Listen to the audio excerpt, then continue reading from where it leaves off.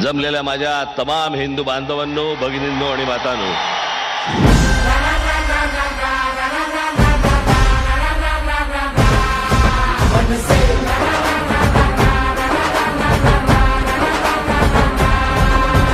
धाडसी करारी राजसाहेब आपले पाठीशी असताना डरायचं नाही. वेड कार्यकर्त्यांचे मनात